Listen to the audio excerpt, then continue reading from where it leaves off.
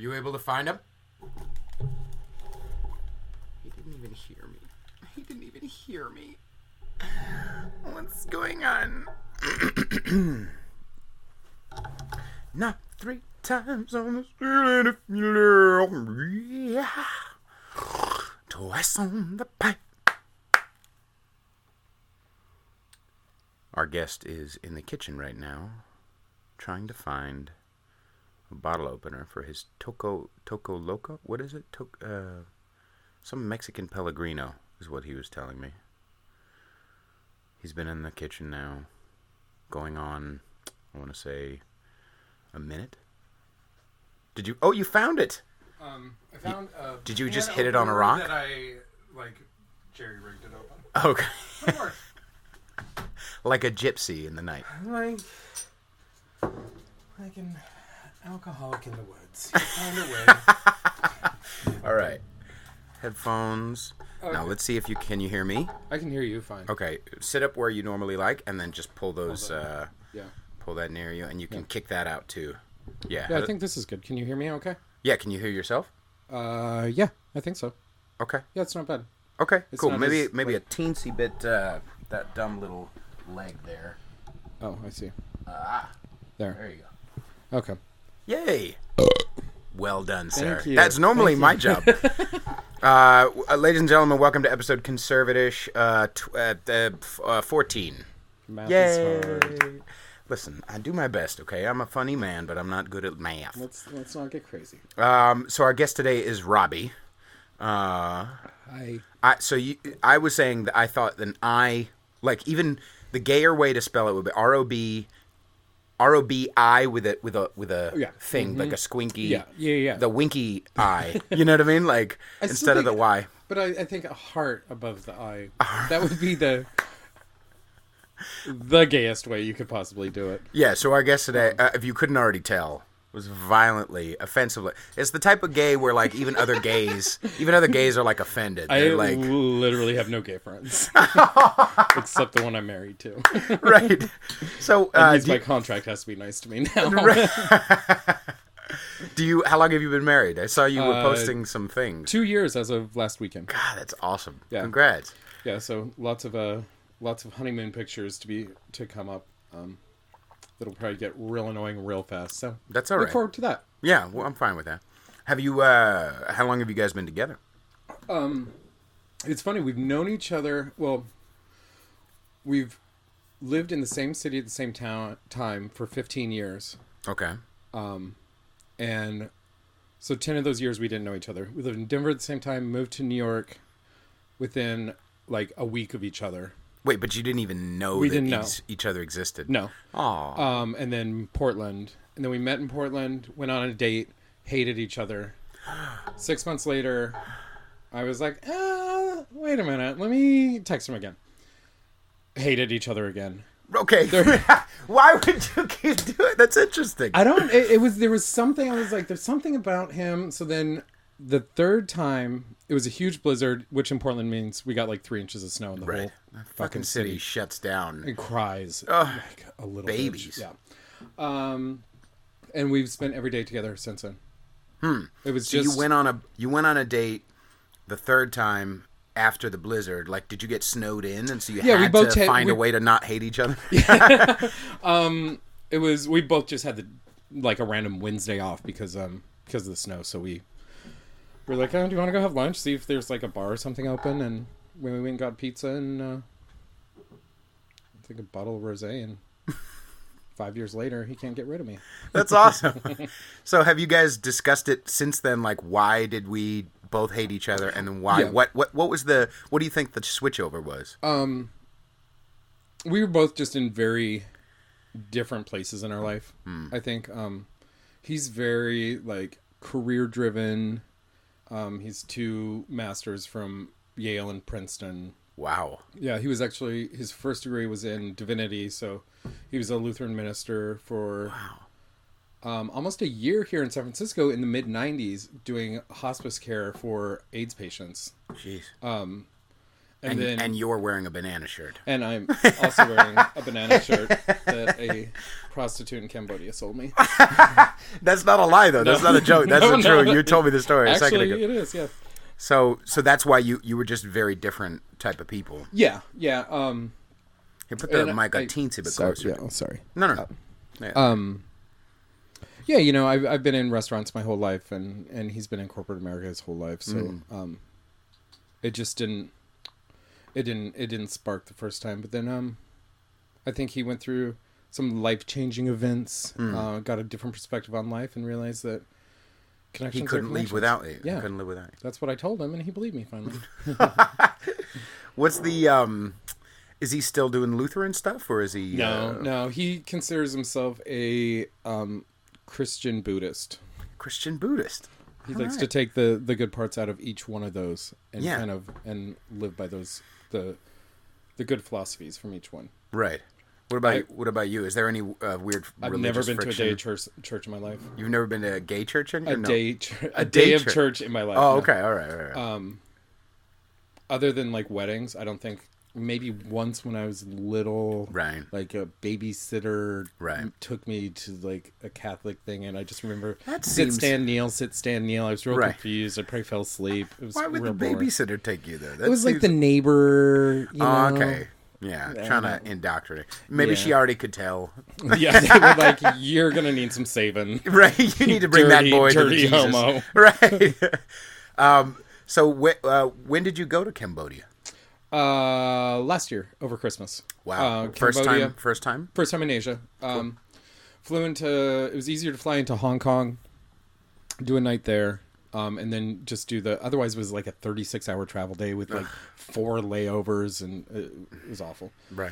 So we got a direct flight to Hong Kong and then into Cambodia. When you get into Cambodia, the government is just a big line, and they're like 12 people with briefcases, and you just hand each one of them like $20 in American money, and then they let you pass to the next person who takes $20, and then in the end you end up giving like 100, I forget how much total, but then they stamp your passport.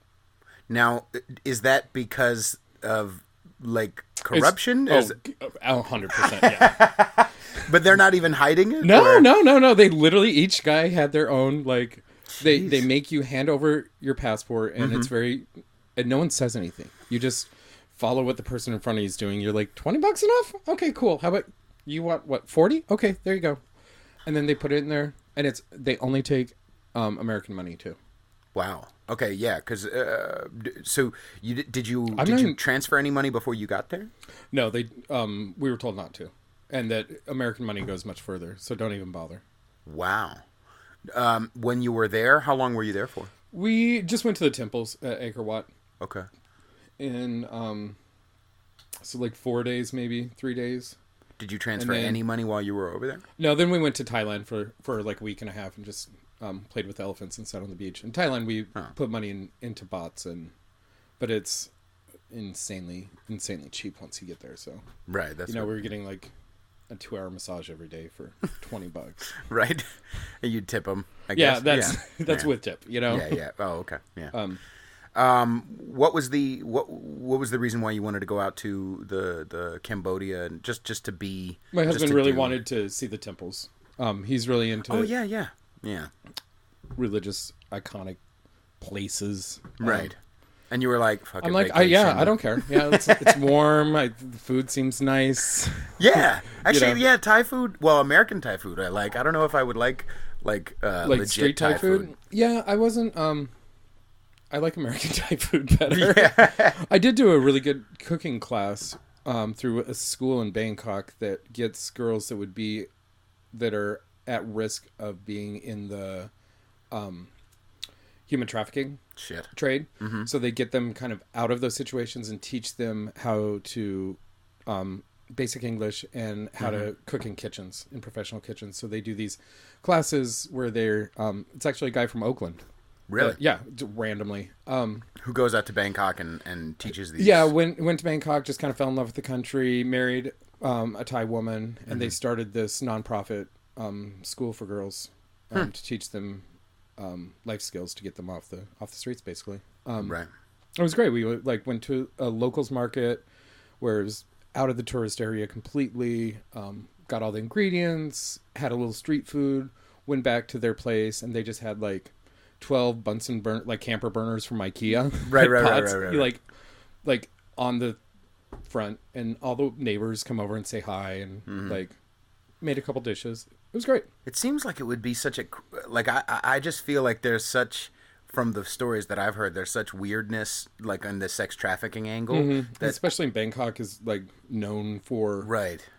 I don't know. It just like, it just feels it would feel weird to me. Yeah, we definitely saw some of that in Cambodia and Thailand, but we made a conscious effort to like not go to the like ladyboy bars because they're right prostitute dens and right.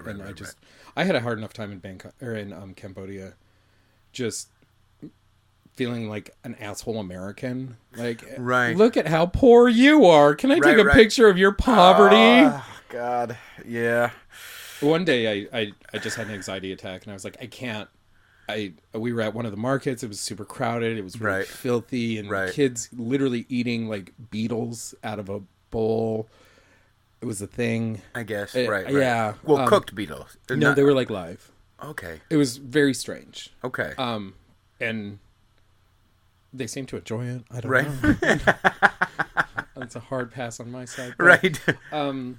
Yeah, I just had to excuse myself. And I was like, I just feel like I'm like exploiting awful situations, and like I know I'm putting money into the economy and it's good, I guess, but then I'm like, let me get out my iPhone 10 and do an Insta story. Right. Ugh, gross. Right. Yeah, that's, I guess, because you could put money into the tourism, but how much of it gets to the kids eating beetles out of a fucking bowl? You know? Yeah. So and you can see the levels of the haves and have-nots. It's very well defined, and it's just it was hard for me to not feel like a fucking piece of dog shit. You know? On a much more tame scale, I went to Hawaii, to Honolulu. And in the on the Honolulu area, it's gorgeous. Oh, it's like a city. It's manicured. Absolutely. And then you go over a small little bridge, and I know all of a sudden which bridge you're talking about. All just poverty like a motherfucker. And that's like shanties and like chickens and stray dogs everywhere. Yeah, right. It's a weird feeling because it's like you wanna enjoy it, but you're like, yeah, that's why they like to keep you on the other side of that bridge. right. Yeah. The first time I went to Hawaii, did you go to Honolulu or to? The first time was in Honolulu. My ex actually grew up there, and we got there late one night. Went to the bar, checked into our condo. Got a knock on the door at 7 a.m. that the tsunami was coming. We had to evacuate. Oh, shit. It was that Chilean earthquake from, I don't know, about 10 years ago, maybe. Oh, I feel like I recognize it. It never happened. But we all had to evacuate. But I got to see Waikiki Beach abandoned in the middle of the day, completely empty. Jeez. Which is probably once in a lifetime. You're ever going to see the beach with no one on it. Right. In the daylight, Right. I had this weird feeling. We were there for me and an ex who we hated each other. We were there for. That's why I went too. Really? You dated Andrew? How do you go? Because that was one of those times. Like we were best friends or not best friends, but we were very good friends for like 2 years before. We hooked up, and then I was 21. And I was like. We had sex, and then I was like, well, fuck it, let's get into a relationship. And so that's when I moved up to Portland. Oh, okay. And because we already didn't really like each other when we were friends, quote unquote. Yeah. So might as well live with that person and be in a relationship. Yeah, of course. And then we would fight every couple of days. And then it would ramp up, and then we decided to go to fucking Hawaii as if that was gonna not, as if we weren't gonna fight. And we were in Honolulu fighting and hating each other, But anyway, when did you live in Portland? 2008, so March of 2008 till October of 2010. Well, I had just moved back to Portland in October of 2008, so it'll be my 10-year anniversary. next week of leaving New York City. Right. I really love What'd you do in Portland? Man, so I moved up there for her. Well, and to run away from... I'm 21 years old. I'm running away from financial wreckage that I made in California. Yeah. And then, yeah. And so I went up to Portland, and I think we were together for about a year, and I didn't really do very much. I worked at Kohl's, but she had some money, and I lived off of her, super healthy. So I depended on her financially. She depended on me emotionally. And then when we did break up, I moved in with my old manager at the Kohl's because she just let me. Like I had enough money to stay at the hotel, I think I think I was 21 still, and I I didn't really know what to do. Was it the Kohl's out in Beaverton? No, the Kohl's at I think it's near the Gilman. Is Gilman Street? Yeah, Gilman. You know the Gleason? Fred Meyer, the Fred Gleason. There we go. The Fred Meyer on like 70th, 60th, 70th, somewhere out there on the east side. Oh yeah. I know my sister lives not far from there. Yeah, so I that's where I was, and then I moved over there, and there was also a Target on like 122nd and Gleason. Yeah. And so I lived with them for a minute, and then I moved out on my own. Got a 1-bedroom apartment for $500. Wow. And on Stark and Southeast 122nd, which like is that now area. A super trendy neighborhood. Is it really? Yeah, that like South Tabor over there. Like, just on the other side of the mountain. Okay. Yeah. It's barely a hill. Why would I feel like mountain? All the hipsters wouldn't make it out to like past like 80th? No, it's they've all just been priced out. Right, so all the new like coffee shops and little restaurants are popping up like 80th to like 140th. I loved. So that was a 1-bedroom apartment for $500. Hugely different, obviously financially. Yeah. And I could smoke, and I just smoked in my apartment. It was so great. When I was 21, I had a 1-bedroom apartment off 23rd and Burnside downtown. Oh wow. Yeah, like right behind the Zoo Pants. That. Like the expensive grocery store. I have no idea. But I worked at a gay bar down the street, so I could just walk to work and then stumble home after. Right. 21, like working at a gay bar, making too much money, and I think my rent was like $475, and the apartment was huge, like a formal dining room. Right. Yeah, that's what was weird about that apartment too. Why does a 1-bedroom have a formal dining room? It wasn't a studio. It was a fucking legit ass 1-bedroom apartment, and yet it wasn't sketchy. You know what I mean? It wasn't as nice as some other places, but it wasn't dangerous. You know what I mean? It was like next to a Domino's and a 7-Eleven. Yeah. It wasn't a bad hood, but for some reason it was just so cheap over there. Did you ever go to what's that drag queen? Darcel. Darcel. Yes. You go to Darcel XV's? I've had dinner at Darcel's house before. Oh, that's so cool. Back in the 90s. Before she was Empress, or? Oh, she's had that place since, for 50 years now it's been open. It just had its 50th anniversary. She's been doing that. So her name is Darcel XV because she was the 15th Empress, Rose Court Empress, which when I was 21 at the gay bar, I was voted Mr. Sweetheart Portland. Which is one of those like royalty titles. Okay. I had a crown. Oh, that's nice. I never made it to a meeting, and they sent me a certified letter taking away my title. That seems about right. So explain to me. But as part of that, Darcel had us all over to dinner one night, and she made Swanson frozen lasagna. That's great. That's great. What? So I guess I understand, and I'm so on board with all of the empireness of it all. But what is it really like? What is the structure really? Obviously partially for charity, but then also the structure is just partially because you like the pageant. They like the pageantry of it all. Yeah. Okay. Yeah. It's just and back in the 80s and 90s, it was more counterculture to kind of have these secret societies, if you will. And a lot of the queens that would do it would have, they had a job at a bank. Right. During the day. No one knew that they were poison waters after hours, And how many empresses are we up to now? Oh, if Darcel was 15, that was in the fucking 60s. Oh, okay. So yeah, I went to one show maybe about 10 years ago, and it was Darcel's she still was kicking. her husband, she was Roxy. old then, God bless her heart. Yeah, her and her husband Roxy, she opened it. Darcel opened that place as a coffee shop that was frequented by lesbians.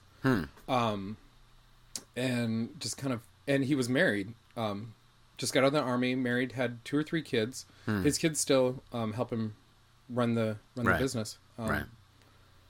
And the ex-wife, they're still good friends. Right. It was never like a thing. It was just like, well, yeah, you're totally gay, and well, now you're wearing dresses. That makes absolute sense. Yeah, okay.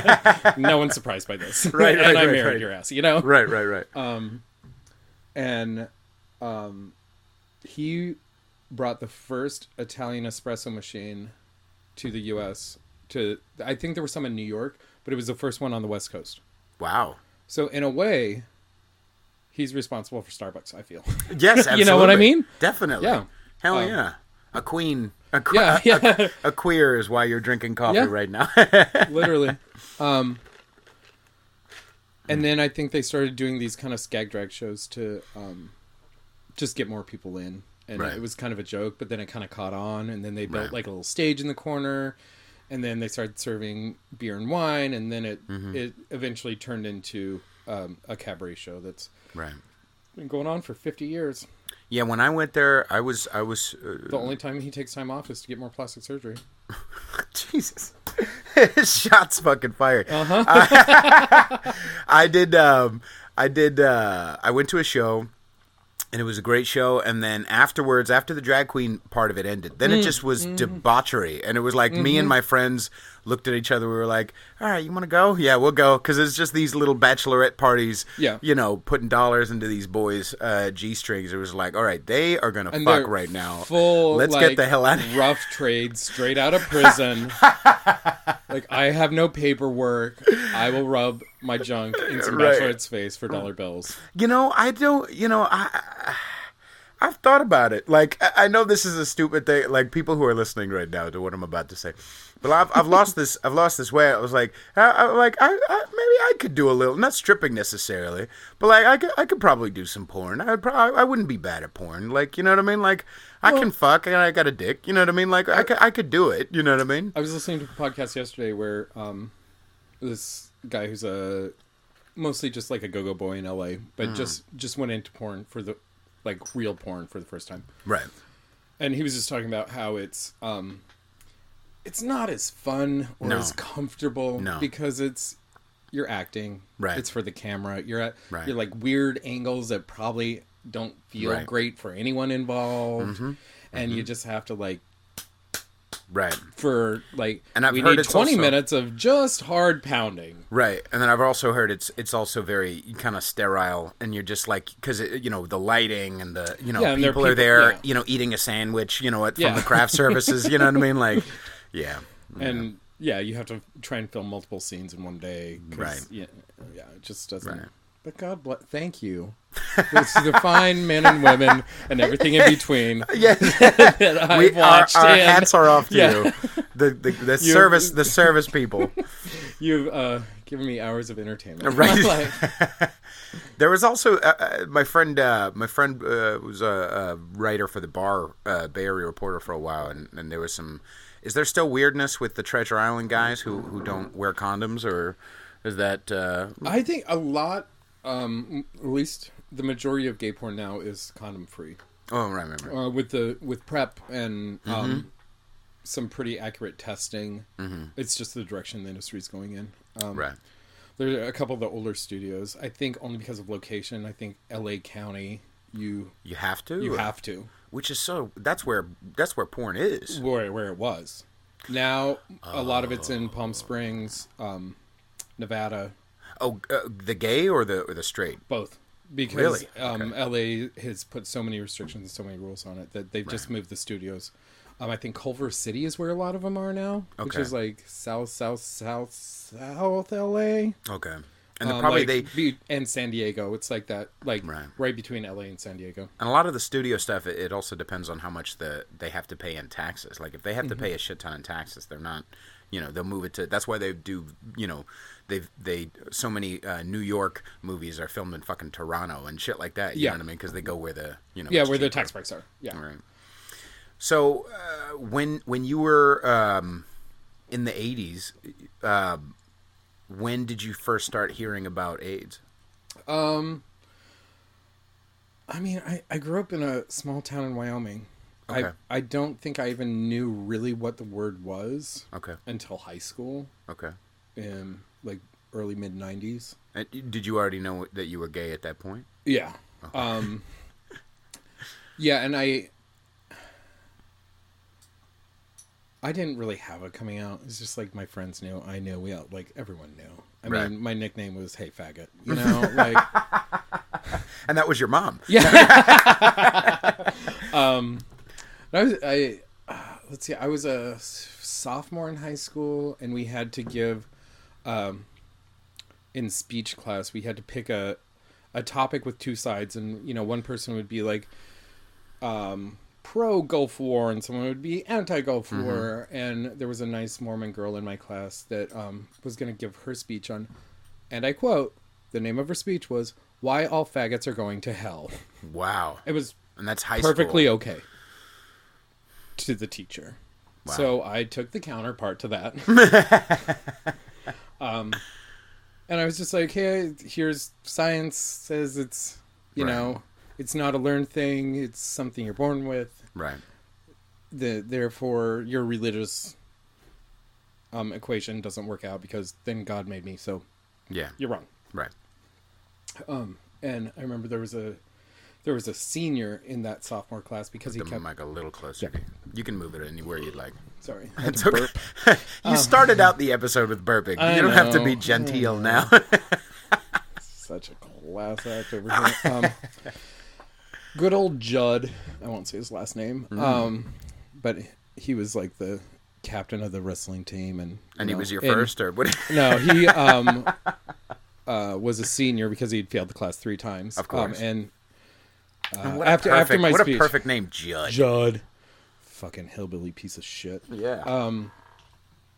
He's like, well, so you just make up facts now? It was a super Trump answer. You know what I mean? Sure. It was just like, fake news, fake news. If I keep saying it over and over, it's going to be real. Right. And I'm like, I had like encyclopedias. I'm like, they're books, right? I didn't make it up. Right. And I finally got to the point where I took the book and I just threw it at him and went, fuck you. And I walked out of class. Right. And that was my unofficial coming out. Right. And this was what year? 92. Okay. 92, 93, somewhere around there. It still wasn't, obviously I grew up with, I've been a fag hag for a long time, but so it wasn't even in 92, it wasn't, I guess maybe Wyoming. I mean, it was starting to be, like the speech and debate teams, we would go to competitions, and that's where all the freaks and geeks and fags all over the state. Music too? A lot of them were musicians, but it was just a competition of speech, and you would do little monologues or do a Lincoln Douglas debate about whatever. Sure. We just, wanted to get out of our school and go to where the fucking culture is, and I mean, as much as you can. But I'm still friends with a lot of those kids. In fact, one kid I met there, that was my roommate in New York for 6 years. I'm still good friends with him. He's the one that's been in recovery, and he's a full-time drug and alcohol therapist. Oh, okay. In a recovery center. So right. And he's a musician, and his new album is out now. Hey! Flint, Michigan. Nice. Look it up on SoundCloud or wherever you buy music. So you knew you were gay. When did you get the hell out of Wyoming? Did you? And let me slow it down. I would love to hear more if there's any more, like, or one more like bad, how bad was it? I feel like that my hometown was very. It also has. So it was like half good old boys and half the National Outdoor Leadership School is there, Knowles, which is same guy that started Outward Bound, same kind of, rich parents send their rich kids to go camping in the woods for a month. Sure. But it was the international headquarters, so they're like, I hung out with like people from Kenya and Botswana and just random Mexico and South America that were coming in as instructors and just outposted there for 6 months or whatever. Right. Because I was working at the like one cool coffee shop and so when I was 15, most of my friends were 23. Right. And from around the world. Right. Not most of my friends, but some. Sure. I went to the University of Wyoming for 1 semester. Realized that was not the place for me. Went back home, lived there for 6 months, saved up some money, and moved to Portland. So I was just turned 19 when I moved to Portland. And that's right when I got to Portland was when Matthew Shepard happened in Laramie. Right. I don't know him. I do know the 2 guys that attacked him. Shit. We went to summer camp together every year. Whoa. They used to duct tape me to my bed while I was asleep. So they were just like, they were assholes. Right. If it wasn't going to be him, it would have been a Mexican kid or a black kid or like it. Are they still in prison? Yeah. Oh yeah. They will be for the rest of their life. Good. Then I moved to Portland at like 19 and like worked at coffee shops till I was 21, realized I'd make more money in bars. Yeah. Yeah. The coffee, even back then, I'm sure was a huge thing in Portland. Oh yeah. Those motherfuckers snooty as shit when it comes to coffee, man. I mean, I get it, but like, I just need it in my face. I don't need the taste as much as I need the effect. Yeah, exactly. And with the like barista competitions and it's. Get over yourself, right? You put the thing and then you push a button. Right. How do you compete? I don't understand what the artistry of how you make the foamy swirly designs is. That I think maybe that's how good your mustache is. Like if you have a really good mustache, then it's like, oh wow, we're gonna give you a prize because you're going to nationals, right? Exactly. Fucking yeah. So did you ever, when you were living in Wyoming, did you ever feel like fuck? I want to get to San Francisco, or I knew I wanted to go to the West Coast somewhere. And I knew someone in Portland. I think I knew someone in Seattle. And I literally packed up my car and I just started driving west. And Nice. I hit Portland and I was like, I'll give it like a week. If I'm not into it, I'll start driving down to San Francisco. Right. I was like that. I don't fucking care. I had a Ford Tempo and like a couple crates of CDs. Right. A couple of crates of CDs and a whole lot of gay. Yeah, just coming at you, West Coast. Gotta figure it out. Right. I had my Converse All-Stars and my Dickie overalls. Right. Bleached my hair. I was 19 and ready for the world. Right. And so what was the, when you were, there's something about Portland. There really is. I don't know. I don't understand what the fuck it is. It's the vibe, I think. It's the vibe. It's literally where you, like, 20-year-olds go to retire. You can really... There is a lot of homelessness, yes. Yeah. But, yeah, there is something... You can really, like, fuck away a decade of your life in that town and be like, what the hell just happened? Right. How am I 40? Right. Yeah, I like the vibe of it. I hate the fucking weather. If it was, it's the weather that drives me away every time. Right. If it didn't rain 7 goddamn months a year, and if it wasn't, and if there was more music connections and comedy connections, I would probably move there again because I love that stupid ass city. Yeah, really and it's do. really easy to live there. Yeah. It is getting more expensive. It is getting a little bit harder. But so is everywhere. Yeah. But it is a great town. And you're an hour from the ocean. You're an hour from the mountains.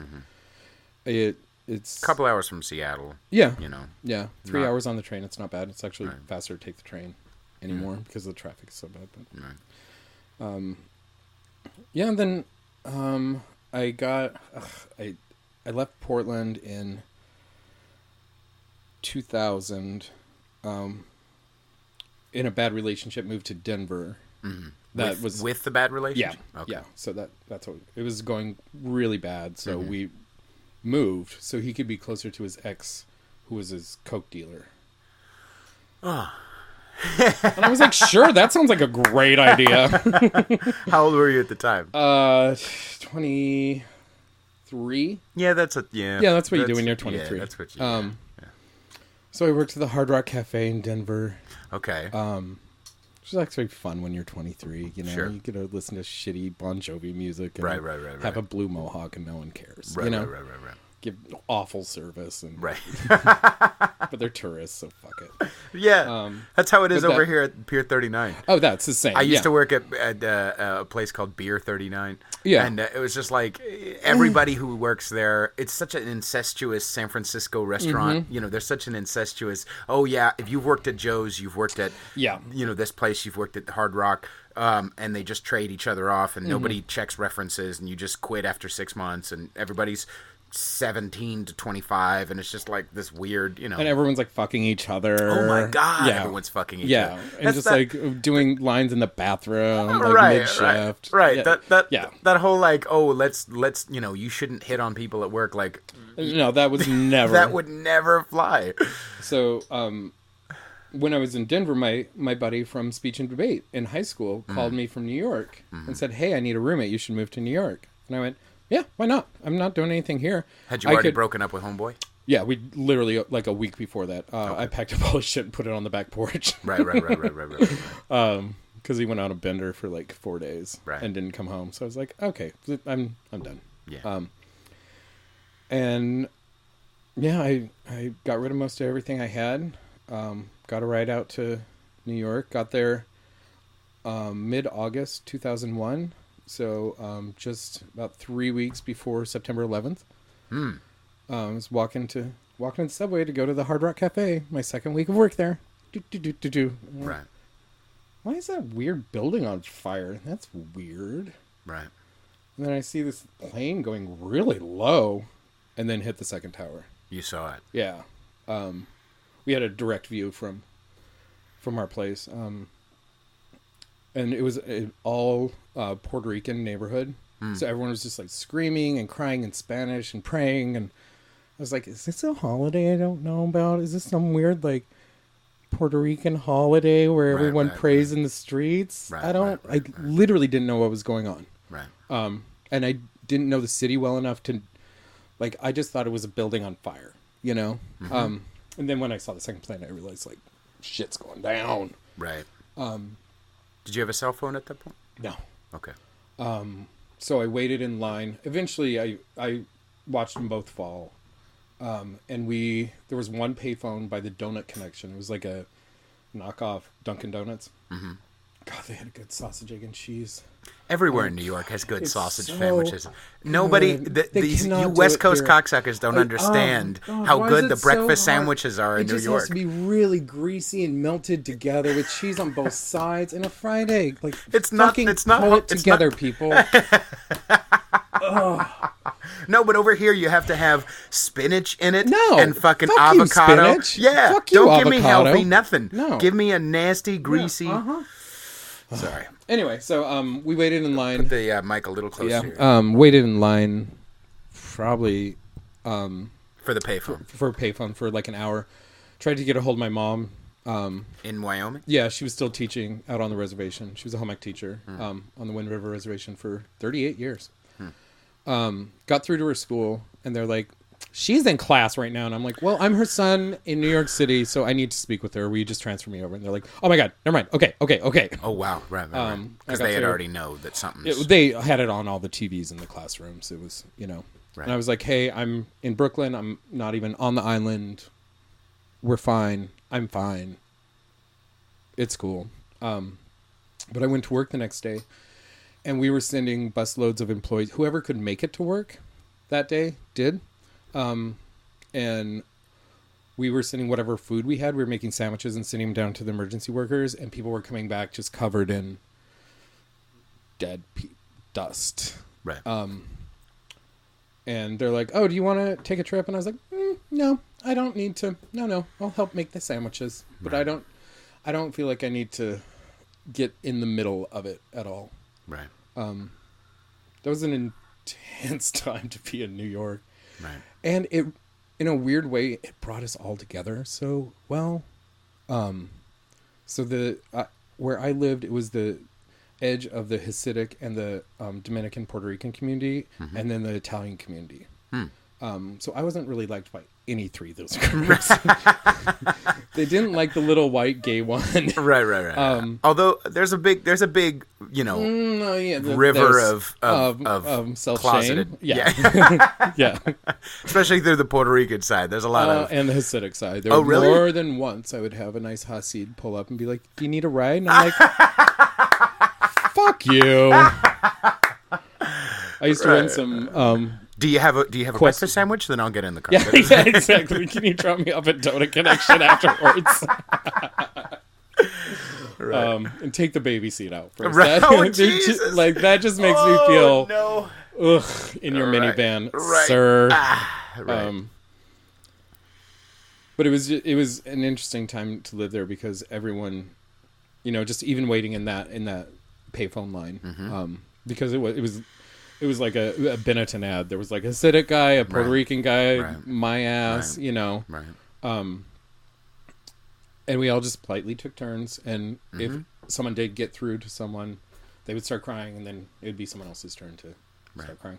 Right. I was talking to my friend. She lives down in L.A. now. That's when we were friends. We were actually dating back when she was a boy. That happens. Yeah, it happens.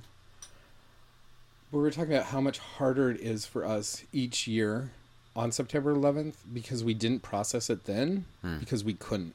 We were living it, and you just had to keep going, keep breathing that fucking anthrax air every day and just go to work. And, I was a waiter and a receptionist in a office during the day, and then I'd go wait tables at night. And I went from making $200 a shift to like literally $5. It wasn't, they were giving us subway passes just to show up to work. Right. Because I'm like, I'm not even making enough to get here physically. So, everyone kind of... Was that because no one was coming in? Yeah, there wasn't a lot of tourism in New York. Correct. Post 9/11. Correct. So tourist restaurants didn't really do it. That's why I got the office job. Which is right across the street from the Empire State Building. Which then we were on lockdown every day and like evacuated every other day for suspicious packages. Jesus. Empty bum suitcase, Right. But it was such an interesting time to be in New York because you really did see a turn in how people treated one another. Okay. And you just saw how people would you'd be on the subway and someone would just start crying and the person next to him would just give him a hug. Right. Two complete strangers, Right. But we were all just kind of like, I get it. I started crying, like waiting in line at the grocery store yesterday for no reason. Just that's what we do now as a people. Right. We just publicly start bawling. Right. Did you know people who passed away? No, like I said, I just moved there 2 weeks before. But my now husband was working for American Express, which is right across the street. And that day happened to had a meeting in New Jersey. Jeez. And just didn't come in the city that day. So I knew a lot of those kind of stories, like one-offs. Mm-hmm. And my boss in the office, she lived very near there, like 4 blocks away. And she had us over for dinner a couple months afterwards. Mm-hmm. And they had a beautiful little roof terrace, and we were up there. And I just found like some like half-charred business cards. Right. Which was just a weird thing. Like that was someone that died, that business card, Right. And he's like, "Oh, I thought I cleaned all those up." It's just one of those like Right. Have you ever heard the Kimya Dawson? Do you know Kimya Dawson? No. Moldy Peaches. She did the Juno soundtrack. Mm-mm. I think you would like her music. Anyway. Maybe. She has a real tear-inducing song called Anthrax. Shit. What's the good line? The air's filled with computers, fax machines, skin and bones, and telephones, ugh. Anyway, Right. every September 11th, I'm like, it's like my Steel Magnolias. I can just like push play, purge it all out, Right. and then have it done, and then bottle it up for next year. Right. I actually, when I was, I think, how old was I? Have you been to New York? So I guess you haven't heard it, but I've been playing with the idea of moving there. I heard you say that, but have you been? So I was born in Long Island, and I moved out. I didn't realize that. Yeah, I moved out to the Bay Area when I was about 9. Okay. I've only been back twice, I think. As like adulty. Once as a semi-adult. I was like 25, so semi-adult. And I walked over and hung out in Times Square for a second, looked around, and was like, "This is stupid." And then walked over to the bus terminal, the big ass bus terminal, and took a bus out to Pennsylvania. So it wasn't a whole lot of, I mean, all I noticed was that it wasn't a lot of New York. No, it was just like, this is very dirty. And, okay, I've seen it. Times Square's awful. Yeah. It's like the DMV. You can barely drive through it now. No, yeah. I feel the same way about Union Square. Hey, everyone come here and look at our giant advertisements. It's like, the fuck? I could do that online. I don't need to. But I've been playing with the idea because of the music and comedy connections. I also have a lot of friends out there, just in general, and a couple of family members. So it's like, you know what? I even have a family member, Eric, who's been on American Idol and sings in Broadway. So that's cool. I know. So he's what shows has he also done? Violently gay. I don't know exactly. I know he's done. But just smacks you in the face, Hello, but no, he's. I know nice some Broadway kid. kids. That's why. Yeah, he's done. I don't know if it's on Broadway or off. I don't know the difference yet. But he's done some Phantom stuff, and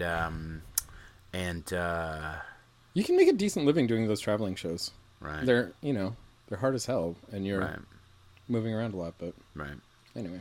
Yeah, he works hard. He's always posting pictures of selfies with him and another, like, you know what he always does? I see he posts pictures of like the fucking hottest Broadway looking broad, and I'm just like, Jesus Christ! Like, he's never gonna, experience that. Oh, I love your dress. Like, oh, fucking, I'll bite you. I always do that to strippers. I'll go up, here's $1. I like your shoes. Right. My friend, all the straight guys are like, "Fuck! Why does she keep coming over to you?" And I'm like, "No, exactly." She knows I don't care. Right, That's why. My friend. We would bring him to a. I won't say his name, but we would. We'd all go out to like a. I think we had a couple of stripper nights or bachelor parties, and we'd go out to the stripper, and he's just like. Just nice, just super gay, and he's just like, "Hey, here's $1." It just, I love your dress. Like just. Anyway, that's what I miss about Portland. The strip bar culture. There is so many. I've dated 3 ex-strippers from Portland, and they're all fucking there. And they like half the time they have really good food.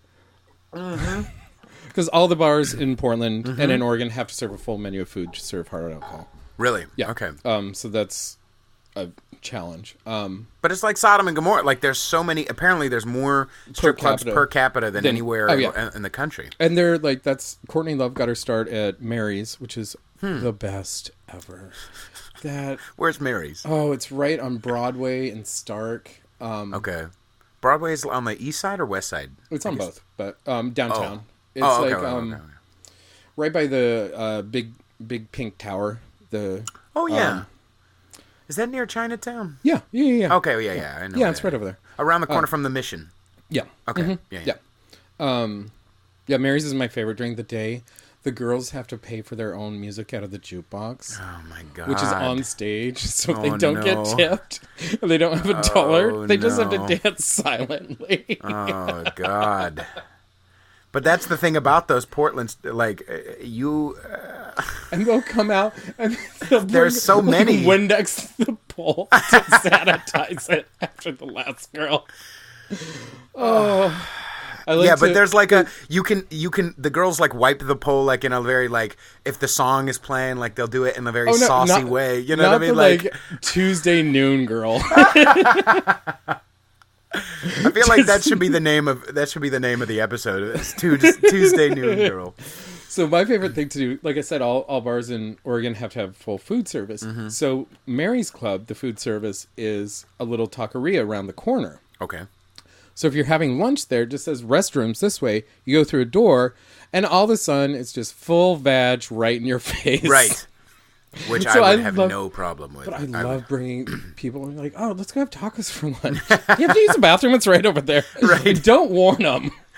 Because you go from like normal ass taqueria to just like blang, vagina. But that's what's weird about it too is that there's what was that Apple Jacks or Captain Jack? Like there's over on the right over the bridge. Oh, that's the one that something Jacks. What is it? Union Jacks. Union Jacks. Yeah, I went in there and there was a broad, big dykey broad with a giant mohawk and just went all the way up to the top, artistic as shit. Yeah. Like she was just like, that's the thing. Like in order to differentiate yourself, because there's so many strippers, like there's some really good ass strippers up there. For what they do, they're really good at it. Right. There's also, I forget the place name, but it's like Severe Southeast, right over the Ross Island Bridge. And I actually went on a random date there once. It was our only date because he took me to a female strip club. What did he taste like? Doesn't We didn't even get that far. And it was Tiny Tuesdays. What is no. No! Oh no! So all the girls were dressed like little Catholic schoolgirls, and they all had I thought to it was going to be under 5. midgets. They I thought are! it was. What do you mean? And in Catholic schoolgirl uniforms. So what's the name of the place? No. And it's hosted by a midget Marilyn Manson impersonator. Oh, I love this place. Tiny Tuesdays. Tiny Tuesdays. And we went because his coworker at the massage studio dances there. Oh. But we didn't realize it was the early show on Tuesdays. Okay. Tiny Tuesdays is the headliner. Of course. All the guys there were over 6'6". So it was all these like giant tall men. Right. And tiny little... I mean, they had to get a little step ladder to get up on the stage. It was the cutest / most horrifying. What I just feel... You ever seen pictures of Shaq and his wife? Yes. Giant motherfucker, tiny... She comes up like to his waist. Right. Yeah. Oh my God. Dude. I mean, she doesn't have to kneel, so that's nice. true. She just but the walks right fucking up. has got to be like life-changing fucking. I mean, yeah. Unless he's one of those freaky huge guys with a tiny, tiny dick. Does that happen? Yeah. Yeah. So my friend, it's not always in proportion to. Right. He also said that sometimes, like if they're skinny and tall, you can tell like, okay, there's either going to be a big dick or like nothing, or like a nubbin. Really? Yep. That's it's either so like weird. a fucking baby arm or a fucking pencil eraser. That's it. Jesus. How do you? This seems so like. I'm not gonna keep talking. I mean, I've talked about my dick enough on this podcast, but like the tuna can, we've heard. Yeah. But like, I don't have a tiny peepee, but it seems so like. How do you live past like and some guys like apparently if you're like my friend, you know, the gay guy, he's a bottom. Like you don't have to have a big swinging dick if you're a bottom, apparently. But it helps to have something to hold on to while you're plowing them, you know. Right. Just. But like, how do you if you've got a tiny dick? Like, how do you fucking? My barback in New York, he was the nicest guy, and I set him up with my best friend, this girl, and the next day I was like, "So?" And she's like, "Well, he has a micro dick." Oh no! But he got an A+ in the oral exam, so I guess you just gotta be able to use what you have and like just. But you're settling, even if you eat your pussy great. You're settling and you just feel bad. You're like, yeah, because there's nothing you can do about it. I mean, there's some pills. There's some. I mean, thank God for the Mormon Church because that got me laid. I like this more in high transition. School. It goes back to tiny dicks, trust me. But they all had such self-hatred and guilt, but then Okay. they loved a good blowjob, so I was there for them. They would cry right afterwards every fucking time, just full shame. I feel cry. like shame makes the sex better. Am I crazy? No. Shame, like if it's hot. wrong, Yeah. Jesus, dude, the sex is better. So good. Yeah. There was the back of semi trucks. It was real country shit. Like literally, his dad was a semi driver. Bottle, empty cans of Bud, just throwing all. Oh no, they're Mormons. They don't drink. They can't drink. Oh really? No. Wait, they in can't Wyoming? even have caffeine. Yeah, Wyoming's very Mormon. Really? I didn't know yeah. that. Okay. Yeah. Utah gets all the credit, but Wyoming has a ton of Mormons. Oh yeah.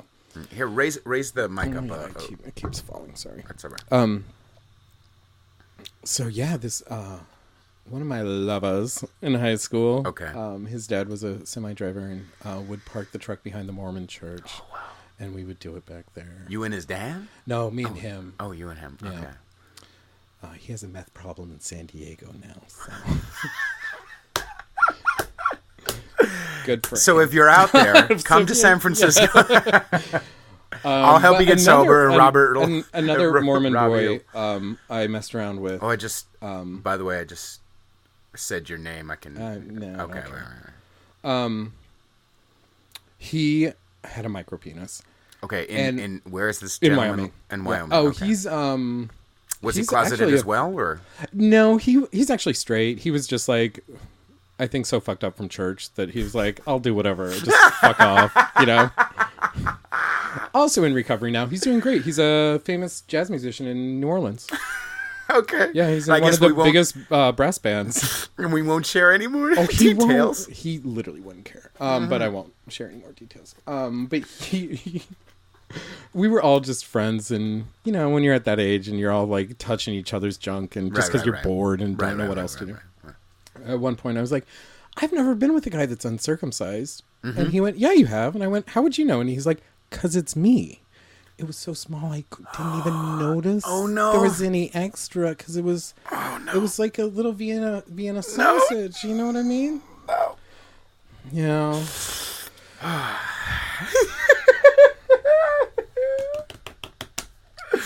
He's much better now that he's in recovery. I like that this is a great episode. We transitioned from 9/11 to micro penises with a plum. This is a professional. Yeah. I actually, not to make it too crazy again, or too depressing, you were mentioning that song, that 9/11 song, and I remember being maybe 13, 12, I think I was 12, and my ma had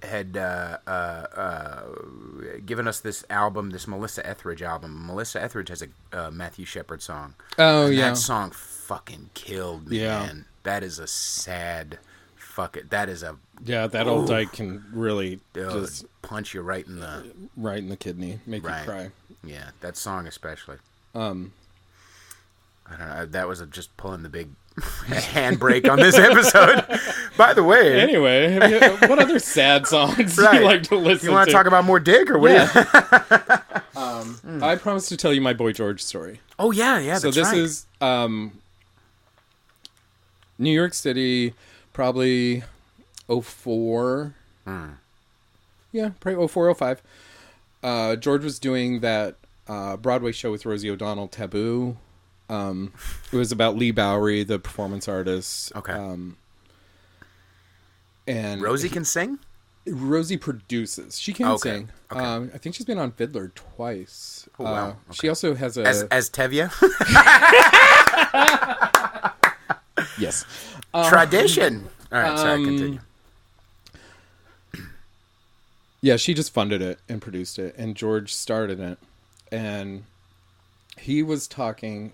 Me and my friend, we're at a big gay night at some nightclub downtown, and we see George talking to someone we know, like a mutual friend. We're like, great, this is our chance. You hadn't met him before. I want to start the story over. Okay. All right. I'm not going to edit it. No, you understand I know. that. Okay. So let's rewind to when... I'm way too lazy. I'm 8 years old. Okay. In the middle of Wyoming in 1985. Okay. I get to pick out my first baby lamb to raise for county fair. All right, So this got so country so quickly. Yeah. Holy shit. Yeah. So we go out. You're not going to slow down on that story at all? No. What do you mean, 8 you pick out a baby lamb? Yeah, what in the hell are you talking about? I was the youngest, so I saw all my siblings got to raise animals and take it to the county fair, and you show it, and then you sell it, and someone has, lamb chops for the next 2 months. Wow. So I'm all excited to be able to pick out my first, Sure. And go out to the field, and I find one, and my dad says, okay, that's great. What do you want to call it? And without blinking, I said, Boy George. Aw. Yeah. And he looks at my mom and goes, what the hell is a Boy George? Can't he just call it George? And my mom goes, don't worry about it. Don't ask another question. Oh, no. Did your mom already know? Oh, please. Did your dad already know? No. No. Does he still not know?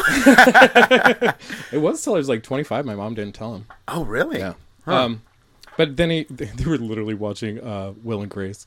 My dad was like, hey, do you think Robby's like those guys? And she was like, well, yeah. And he was like, God, that makes so much sense. Who's The one and only George? time he's ever just bing. Oh, now I get it. No wonder he's never had a girlfriend. Right. Weird. Okay. So get the lamb, name it Boy George. Love it, take care of it, take it to county fair. I give it a bath and shine its little hooves. I show it, and then we have lamb chops for dinner for the next 3 months. So what is the process, by the way? I know we're in the middle of the Boy George story, but what is the process? How long is it you pick out and then you like comb it and you shave it and what in the fuck happens? Oh, you like early spring, you go when the yearlings are born, you go pick one, and then you just exercise and make sure it's like nice and pretty, and you take it to fair and you put it on you walk it out into the ring and do a little show, and they give you a ribbon, and nice, and then you have to sell it, and then you realize you have to kill your pet, and then you start crying, and it's a very circle of life moment. But that was my college fund, was whatever money I made from the animals every year. They would put away into a college fund, which I drank pretty quickly. Yeah. The first 6 months at the University of Wyoming. So then I skip forward to 2005 at a nightclub with my friend, C. George, talking to a mutual friend. I'd had a little drink. I had no problem walking right up and saying... waiting till it was appropriate, saying hi to the mutual friend and saying, oh, hey, I just want to introduce myself. You've been a huge influence on my life. It's a pleasure to meet you. I've been, following you since I was a little kid. He looks right at me, coughs in his hand and goes, do you have any Coke? Yeah. And I looked right at him and went, fuck you. Just so you know, when I was 8 years old, I had a baby lamb, and I named it Boy George, and then we killed it and ate it. You're a horrible human being. And I turned and walked away. That night, he was arrested with 34 bags of cocaine on him. No, wow. Yeah. So that's literally karma. Yeah. Karma chameleon. Right there. Yeah, we suck, man. I'm telling you, alcoholics addict, we just ruin shit. One time, I was going up in the north of the Golden Gate Bridge. There's all those like emptied like a fort where they had the old giant military cannons, military stuff shit, right?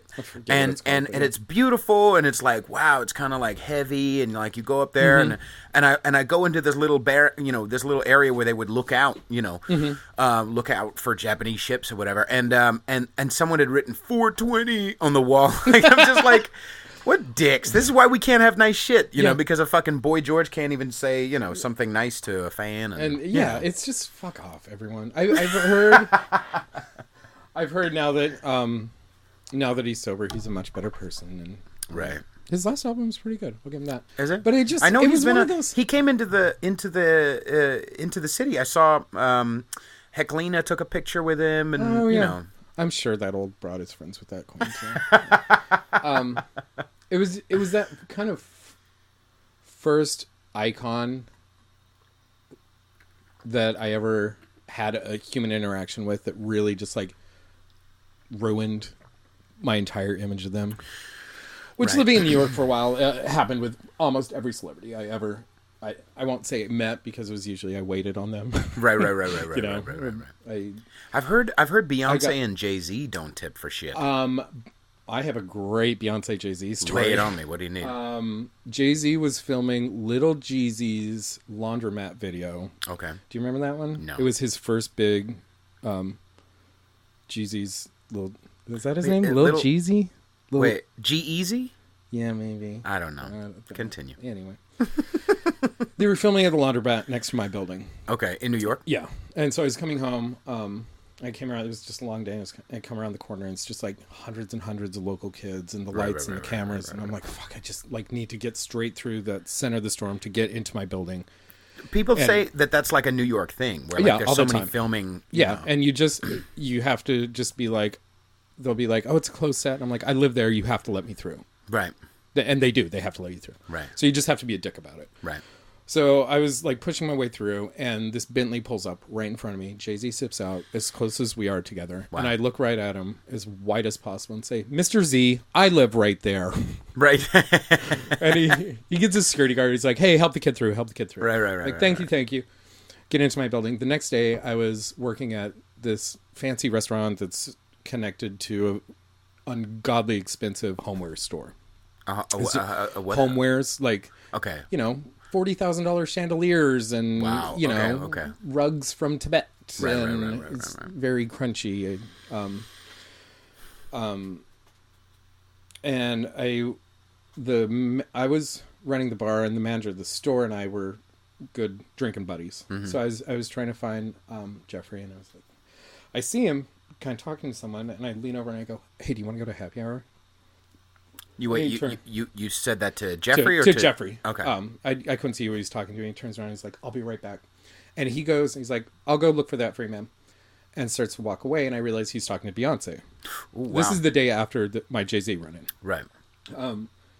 And so we're just kind of awkwardly standing there, both waiting for him to come back. Right. And I was kind of like, hey, how are you? And she's like, good, how are you today? I'm like, oh, nice weather. Like, just kind of small talk. Jay-Z walks up and goes, hey, babe, you ready to go? And looks right at me and goes, hey, kid, good to see you again. Oh, wow. Everyone, because all like the busboys and everyone were like heard that Jay-Z and Beyonce were in the store. So people are like hiding, looking from around displays and shelves. Right. So everyone in the restaurant's like, how the fuck do you know Jay-Z? And I'm like, we go way back. Right. Yesterday. Right. He it just happened to be like two run-ins that closely that we remembered each other's face. Right. But he was very nice. I never waited on them. Mm-hmm. I waited on Kanye West once, and he was awful. Really? Yeah. Tip-wise or just everything-wise? Okay. He was just a horrible human being. This was in New York? Yeah.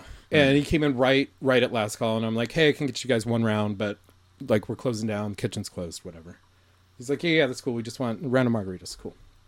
He's like, oh, can I get some of that avocado shit? And I went, as I told you, the avocado shit station is closed. Right. The kitchen is fully closed, so there's no food. Mm-hmm. Here's your bill. I'm going to need you to pay. Right. And go. Right. And he's like, what if I have my bitches show you their titties? And I went, no one involved is going to like that. Again, here's your bill. And I didn't even, this is how white I am. I didn't recognize him. I thought he was just some loud black guy. Right. And one of the girls was like, kid, I'll pay I'm sorry about him, blah, blah, blah. And I was like, oh, you're nice. And we started chatting a little bit. And I said, oh, I heard Kanye West was in here last night. And she looked over and went, this white kid just called you Cayenne. I'm like, oh, wait, that's who you are. Okay, still, here's your bill. Gotta go. Right.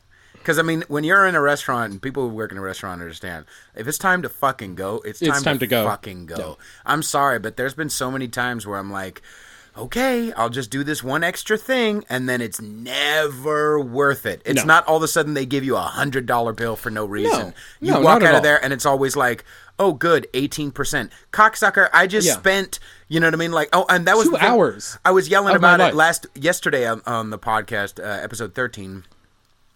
I cannot do Europeans, man. I'm sorry. Here's what it is for me. And American-born... The bullshit that they don't know. They know. They know. You're saying Europeans know that they're supposed to tip. Yes, they choose not to. Yeah. Yeah. I have bad luck with American-born Mexicans. Mexican-born Mexicans, I'm fine with. American-born Mexicans, some blacks, it's either like 5% or like 30%, and because they feel bad about it. Right. They're like, and then I'm fucking sorry, Europeans, all the other black people don't tip, so I will tip you 50%, and then the others are like, here's $1. Right. And they're making oh my god! I worked at Cheesecake Factory above the Macy's in Union sounds Square. Like the definition of hell on earth. It's fucking hell, and you only get 4 tables, and yet it's just it's hell, dude. And everybody.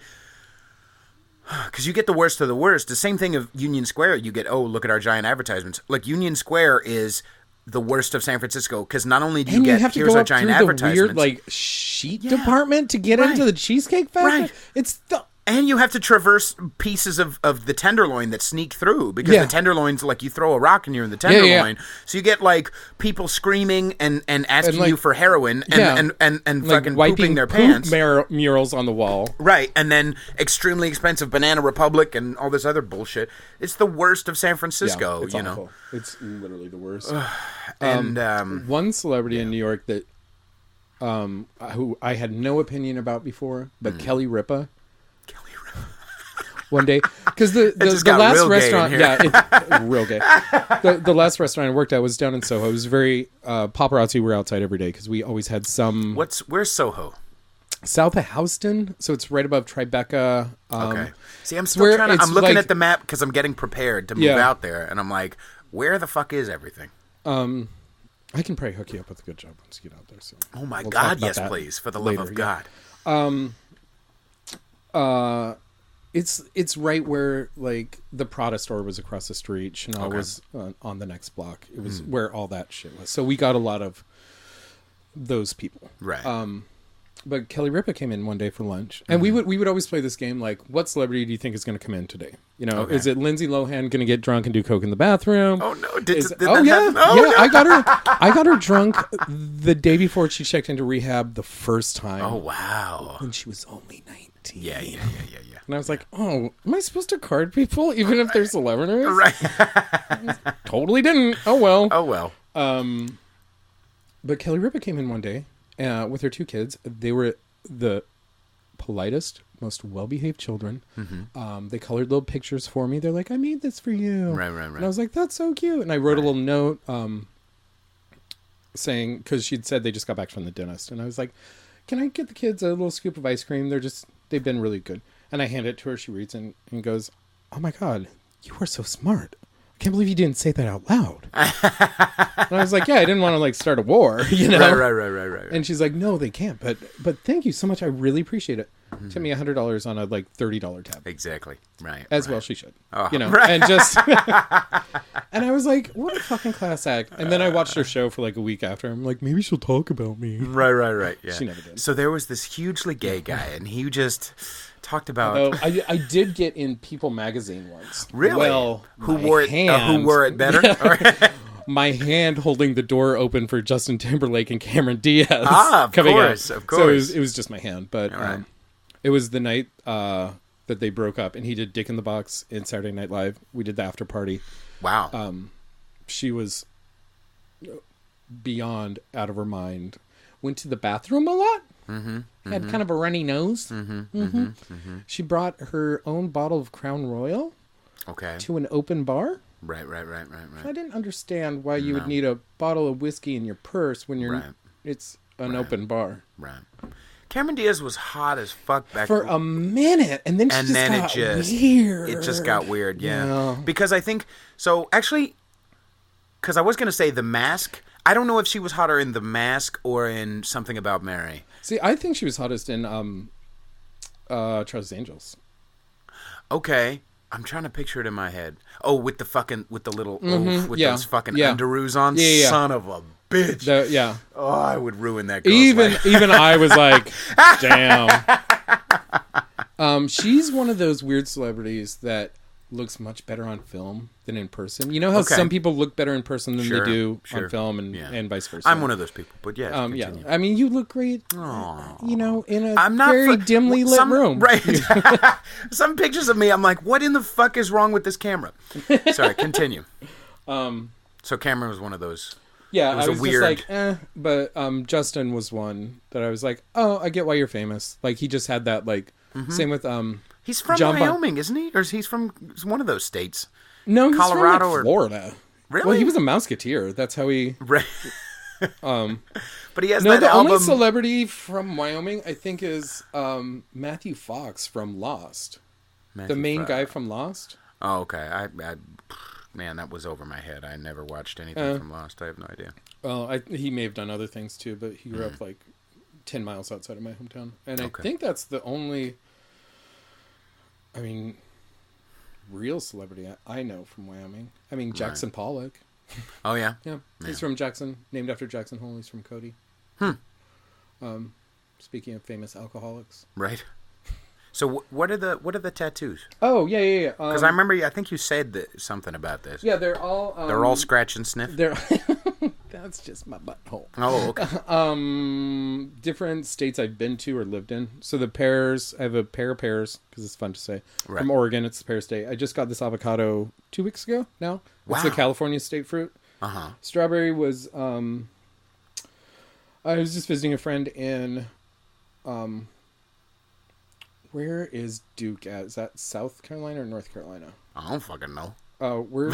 Where's Charleston? I make it a point to Charleston, stay South uninformed. Carolina. So this is strawberries, North Carolina, pineapple, South Carolina. Bananas were my first trip to Hawaii. Oh. Because I already had a pineapple. And Right. 30 grapes for my 30th birthday. Oh. Oh, and a little apple for my friend's first trip to the Big Apple. That's how it started. Okay. So when did you know that you liked... I mean, I guess you had visited New York before you went out there? No, I'd never been there before. Okay, and you just decided. My I friend could called me. Yeah, I and... was like, I need a roommate. You got a place to stay. I could transfer laterally with the restaurant. I was like, I got a job and a place to stay. Right. How often does that happen? You know, Not very often. I mean, when I was, because people have always said since I've lived in San Francisco that it's about commiserate. They're the same price. New York seems about a little like as far as just renting a room. Because that's the level that I'm at. I need roommates. Oh yeah. It's about the same as here. Yeah. You know what I mean? I live in Pacifica for about the same price as a nice, not a nice room, but a room in Brooklyn or you know Queens or somewhere like that. My old roommate that we grew up together still has our rent controlled apartment in Williamsburg. Whoa. That we got in 2001 for, I think we got it for like $950 a month, and now with increases it's like $1,400. But people moving into the building are paying $65 for a 2-bedroom. Oh my god! So they've offered him. They've offered fucking $5. Yeah, and it's not like there's no elevator. It's all a walk up. It's all like pre-war tenement. Sure. The hallways are painted like baby diarrhea orange. It's the ugliest fucking. This old Polish Holocaust survivor owned it. So when we moved in, we didn't have cell phones. We'd go up to the payphone and we'd have to call Lucy, and she'd lean out the window and throw the keys down, and we'd come up, and she had an old leather-bound ledger that was like 3 foot by 2 foot, and she would find our name and mark us off, and we'd have to drink a cup of Sanka and some like dry sugar cookies. Wow. And but they've tried to buy Clint out of his lease. They've offered him $30,000, and he's like, that's not even a year's worth of rent anywhere. Why? Right. He's like, it seems like a lot of money when you say like, here's $30,000. Right. But if you think about it, it's not anything at all. So, he's actually taken him to court twice. I've tried to get him out. Yeah, my friend had a room out on 34th Avenue, out in Richmond, and was paying, I think it was like, $600 or something. Yeah, and it was, that's crazy. Yeah. So I don't know. He moved recently. He moved out to, where is it? St. Louis. So I don't know. I don't know if I could live in the middle. Like, the only reason why I'm thinking about New York is because of the connections to music and comedy. Of course.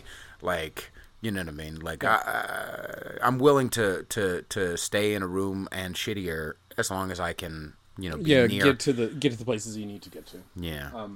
Because San Francisco just fucking ain't it, man. There's tech people. I'm not in love with the city. I'm not gonna lie. I have no emotional connection to this place. Have you ever? No. Okay. No, I've Before moving here, I'd been here twice. Wow. Okay. But just my husband got a job at a tech company. And You were both living in Portland and then moved. Yeah. He was working for another large tech company in Portland. Ah, yes. You also work for a large tech company. I now work for a very large tech company. I won't say which one it is. But you like it a lot. And mark my words, it's a good job. So what's on your mind? It is. I mean, it is. It's like nerd Disneyland. Everything's free. We serve like a Google. Okay. Yeah. We on our campus we serve 34,000 free meals a day. Wow. Yeah. So I run food service. Okay. For half of one giant building. Wow. So there's one major restaurant and then 4 what we call smaller concepts that are like Asian noodle bar and a smoothie bar on the roof. There's a full rooftop garden. And the building's a mile long. The garden is staffed with a dozen foxes, like live foxes, to eat the mice and rodents. Okay. So every once in a while you'll just be like, oh, there's a cute little fox just playing in a tree. It's weird. Yeah, it's really weird. Do they let the people play with the foxes? No, they will bite you, and you actually have to sign a waiver saying if you get bit by the foxes, you won't sue. If you come in the building, it's funny. They could just get cats, I thought, but whatever. Yeah, we got foxes. Right. They're indigenous to the area where the campus is. So they're like, well, they were already here, so we might as well. But they tag them and monitor them and make sure they're like, Being on fox duty would be a weird job. There is one guy that's just on fox duty. I have a friend who I used to be in a band with down on the peninsula. He's a guitar player, but he also his whole job was looking after the Japanese trees on Steve Jobs' property. Compound. That's a strange job. Yeah. I mean, it's a very niche job, but just looking after the Japanese trees on Steve Jobs' property. No, we have one guy in the kitchen that just makes a certain person's snacks in the afternoon. He's the only one allowed to make the chicken fingers or grilled cheese sandwiches. Tech people are the fucking worst. I thought we're all supposed to be living in the middle, man, and I'm so liberal, and I just no, except for me. Yeah, all of those beliefs I believe for other people, but not. Yeah, it is a different, especially from coming from full, fine dining or semi-fine dining. Sure. To go to a Monday to Friday 9 to 5 essentially is, the dream. It's got to be. It's a machine. Okay. And it's structured really well. The food is top quality by far. Right. They serve steak and crab salad at lunch and Thai noodles and all kinds of. Yeah. Right. Every day is a different theme and but there's just the volume. We do 1,000 covers for breakfast before 10 a.m. 1,000 what? Covers. Meals. 1,000 people. Yeah. Whoa. Before 10 a.m. every day. How that's just at my main. So it's just a machine. Right. And we're not even. But I guess there's comfort to that, right? Because you don't have to think on your feet, really. No, and there's no, every once in a while someone will complain that the fresh orange juice is out and demand to speak to a manager. Right. And I'll say, we're out. Right. And it's free. Right. So. Management. I did management. Actually, when I was living in Portland, I worked at Cricket, the cell phone, and then I moved back to the Bay, and I was a manager of cell phones for a little while, and I was assistant manager at Brookstone, and then so I've done management before, and it's a shit job, babysitting. Man. It's babysitting. I couldn't do it restaurant-wise, especially, because you have to give, or at least the place you and I used to work, you had to give your whole fucking life to it. Yeah, and that's where I'm at now. I'm told I cannot work more than 9 hours a day. They will. Wow. That's so rare in restaurants. Mm-hmm. Because they don't want us to burn out. They know that restaurant managers will burn out in 6 to 8 months. Right. So they're like, you are not allowed to work more than 45 hours a week, period. Wow. And if you do, you will get in trouble. Right. Because I could very easily get in the habit of, staying there 14, 16 hours a day, like most places I've ever worked. Right. So it's great at 4:30, 5 o'clock every day. I'm like, good luck, everyone else. Bye. Did you ever have to? I mean, did you have to transition into that type of a mindset when you were doing 14 to 16 hours? Because like, I don't know if I could ever not be distracted with other life stuff, and maybe that's just because I'm a born artist. But like, I don't know if I could. My husband works those hours, so it was right. He works generally 12 to 14 hours a day. So right. It's and previously I usually had 2 or 3 jobs going just to try and get one foot ahead. Mm-hmm. Especially in New York, I was it's a hustle. It's a right. constant hustle. Right. But this corporate dining gig is fucking great. That's interesting. I love it. Is it mostly because of the structure? Or is it also just the people there are? Most of the people are incredibly great. My direct staff, we have a problem with staffing like any other restaurant or food service in the Bay Area, just because we high pay turnover rate constantly. Yeah, there are no tips. So like honestly, why would you work in food service with no tips? I don't gonna. But they do pay well over what like the Jamba Juice down the street would pay. Sure. So even with their little can of like you tip like when the Starbucks type of tips. Yeah. It adds up to what, $1 to an hour when you divvy it out at the end of the week. Right. Oh, good. $30 for the week. Go fuck yourself. Yeah, that's like one table. Right. Like that's why I've never understood. I'm like, why would you not want to work in a busier, nicer restaurant with higher? Mm-hmm. That's why that place is great because it's busy, right, and it's not cheap. Right. Do you have to dress up in blue? I do not. I have to wear a button up, just like before, jeans and a button up. Right. Casual Fridays if I wear a. Do you wear the banana shirt? No, I can wear T-shirts that have any of our company's logos on them or any of the other cafes, any like right. Any of our swag, which they give shit away all the time around there. So there's always a Insta present, if you know what I mean. Yeah, I do. Yeah. What was? Because I'm interested in the New York angle. I know that. I think you were telling me. I think it was you who I was talking about it.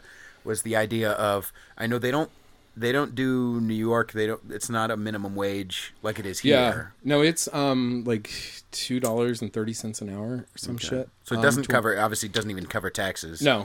I just paid off my New York taxes like 2 months ago. Jeez. I was back like $15,000. Fuck. That I was making minimum monthly payments on. Right. For a long time. Right. But you're saying that the tips, you make more tips out there than you do here. No. About the same. Okay. Yeah. Okay. I mean, of course, the restaurants are open later, so that's part of it. Yeah. There's more and there's not that great break schedule that we have here. What do you mean the great break schedule? Everyone has to take a break within the first 5 hours. And, right. Yeah, you just sign a waiver in New York saying like I am your slave. Cool without it. Right. Yeah.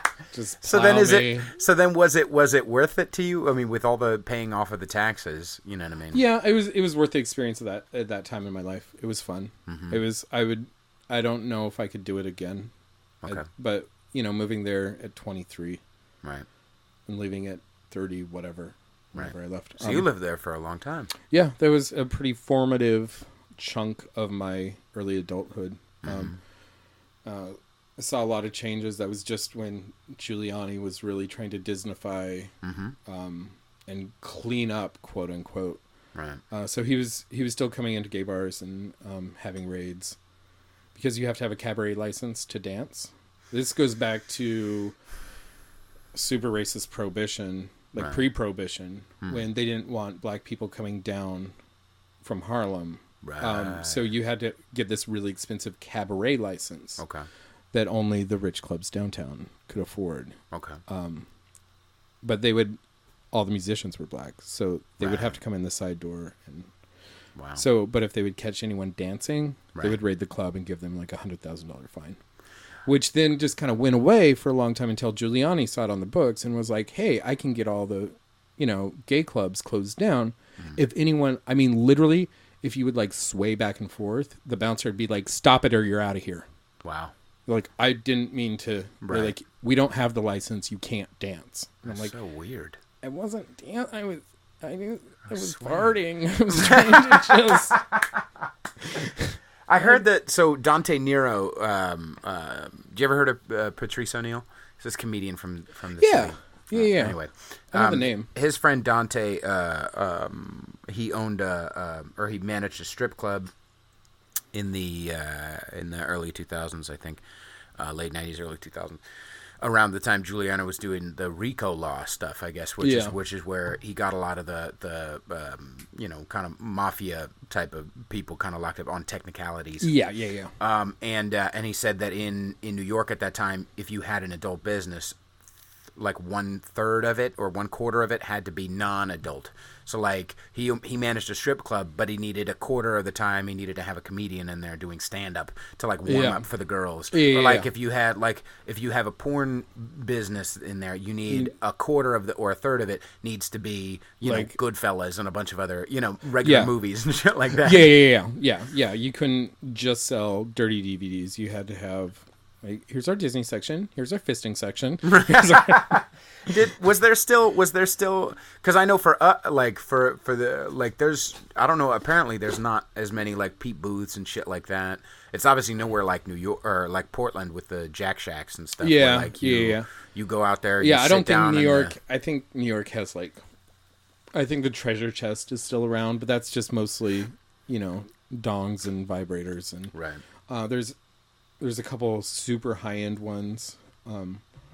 Kiki, no, what was it called? You know what fucking bothers me about that high-end bullshit? It was your like, good vibrations, 30, shove it up your ass. No. This place was like good vibrations is like low class compared to this one in Soho had like custom-made like leather sex swings sure. that were like $100,000. Right. Solid gold vibrators that were $30,000. Jesus Christ! Come on.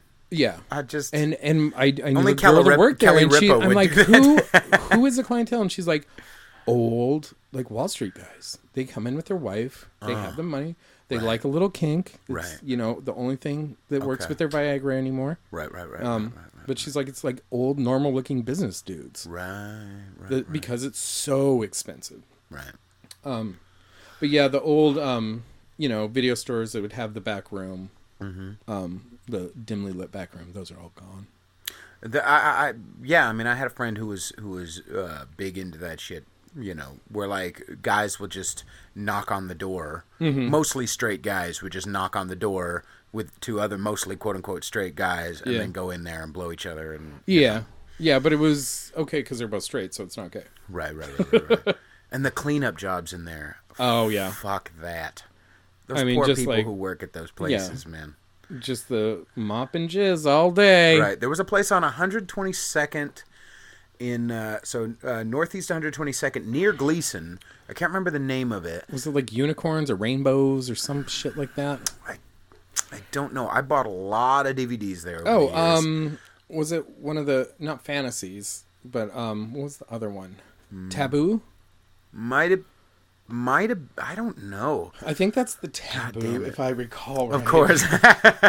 Let's I consult drove by once on the way to something proper. Well, I remember standing in there, and they had not a Jack Shack, but they had the peep booths in there. Yeah. And I would already I'm making an irresiponsible horned up decision buying 3 DVDs for $40 rather than one for $30.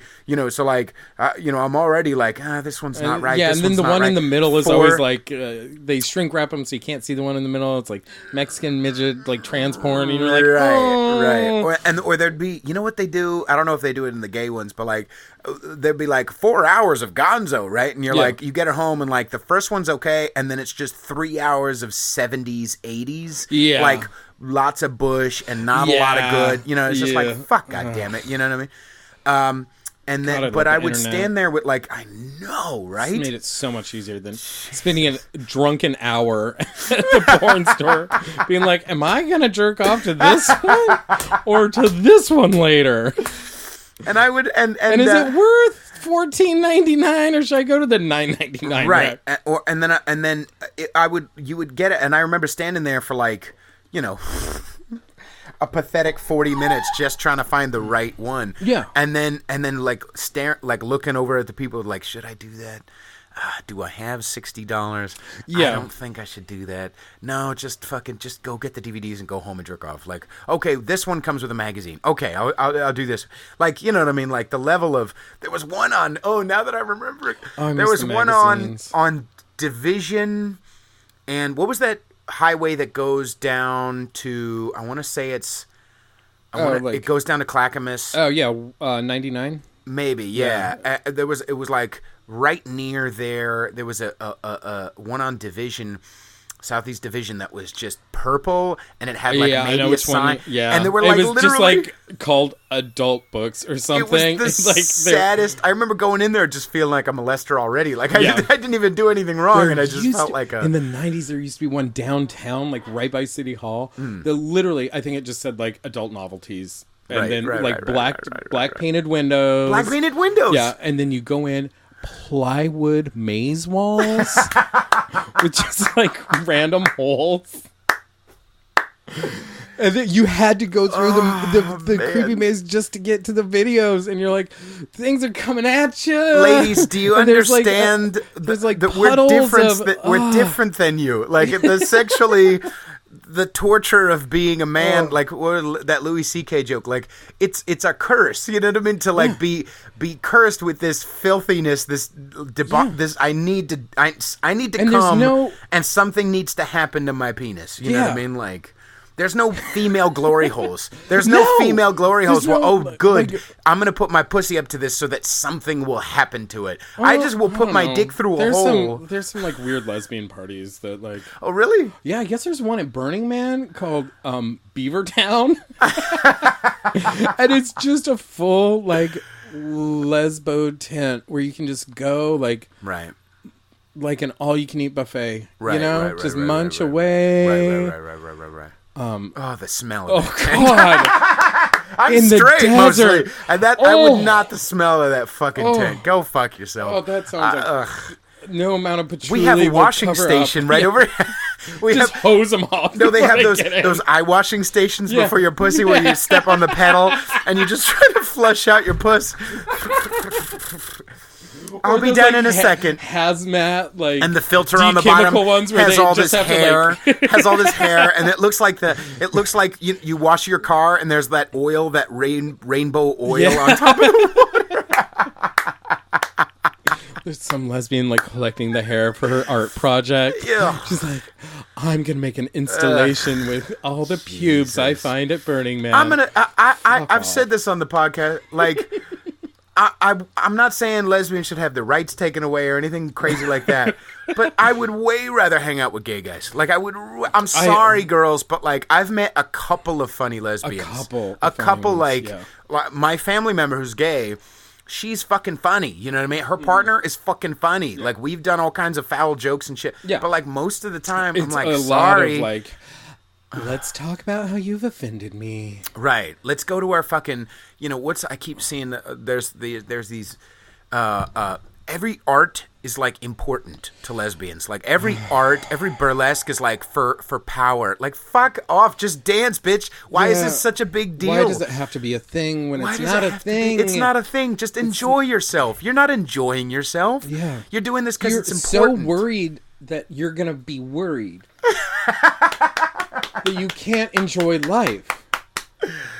Like, just calm down. Have you noticed it's sneaking? I was talking to Pollo about this. Like, it's sneaking into the gay community a little bit, too. It is. There's a lot of gay guys who are like, this is very important art and shit. Like, Pollo and I, we talked about all kinds of stuff. The last important gay art I've seen was Keith Haring. Who's that? Keith Haring did the... the drawings for AIDS and things like that. Right. Yeah, or like Andy Warhol. Like, we haven't had that... I think, who was talking about... Someone's going to go online and be like, that gay guy doesn't know anything about anything, and he should die because I am offended. He doesn't know this artist that is very important. if you, someone was talking about it, like if you go into any art thinking that it's important, you're already screwed. You Yeah. know what I mean? Like I know that from my experience, when I go into a podcast episode, even thinking like this is going to be a really important episode, then I'm missing A very the point. special episode Right, of Golden exactly. Girls this week, where Blanche discovers Where she's a Blanche whore. goes to the dyke tent. I would love to see the Golden Girls go to the Beaver Town. You know, there's a Golden Girls porn parody, like a straight Really? one. Yeah. And the Nice. girls are just kind of sort of dressed up like the four of them. Then like a plumber comes over and just like rails them all. Right, But they're right, all right, like 30-year-old porn stars in Right. like old lady wigs. Did you ever see the? I'm like, if you're going to do it, get like actual Right. granny porn, you know? You know what? There's been once or twice. There was this one. I'm not like normally. I don't like a lot of fake tits, but like there was this one, and I've tried to find it. This gilf goes to the gym, and there was something about her cheating with her trainer that was just hot to me. I love the like plot. the fake tits. I love a good porn plot line. I want to know the backstory. I Right. want to know I want to see them walk up to the situation. Right. I want to feel like I want a little want to story. be on their side. Like I want you to get plowed by those four guys in there. Right. You know? Right. Is there But a I lot want to of? know why. I don't want to just start off with like already going. Right.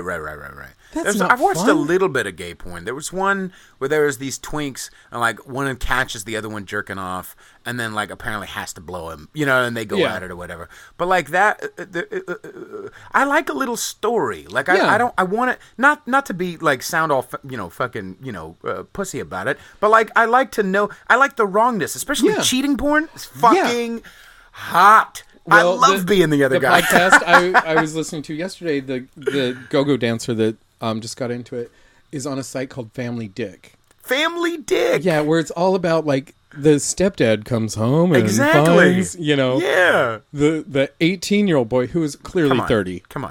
Right, Right. maybe 5 years younger than the stepdad. Right. Right. But I'm gonna teach you a lesson with my dick. Right. Especially I was. Or I like, think incest porn and ass eating has come up on almost every episode so far. This is episode 14, and like almost I feel every like, time. yeah. I don't know why.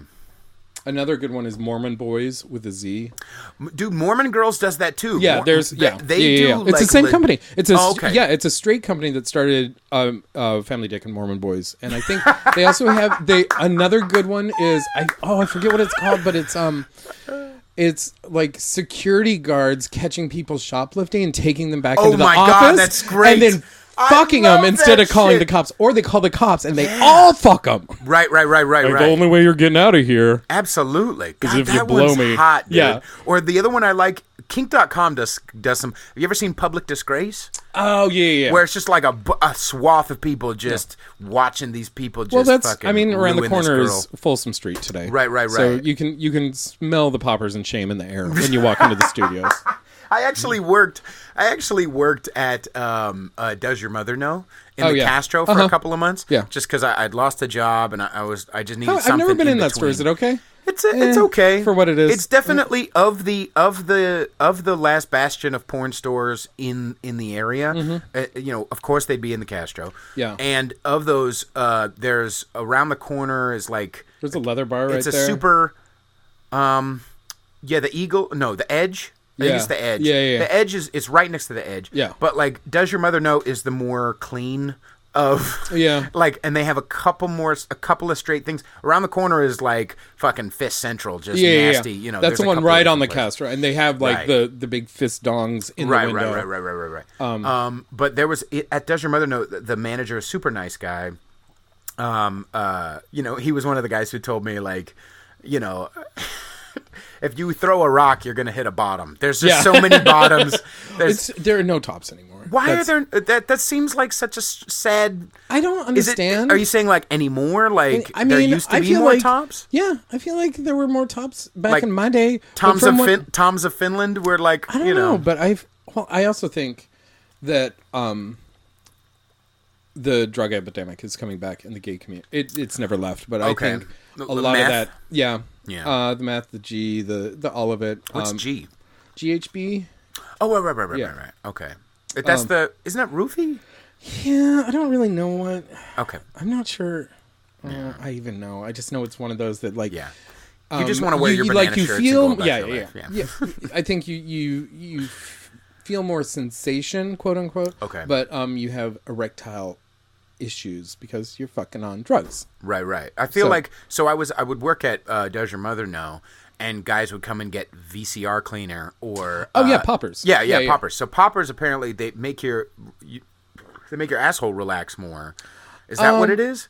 It just kind of gives you a full body rush. Okay. It's like huffing paint. You just kind of go like the wah wah wah wah wah kind of high. Okay. And then you have a really bad headache. Right. And guys would just like wear it around the neck, like just, you know. Well, it used to be big in the 80s and early 90s. You would just like do it on the dance floor. Like, I see. So it's not the type of thing where you can't stand. Yeah, no, you can. But then inevitably someone would like drop it and the whole club would smell like poppers for like 20 minutes, you know. Did you ever do it on the dance floor? I'm sure, yeah. Oh yeah, one time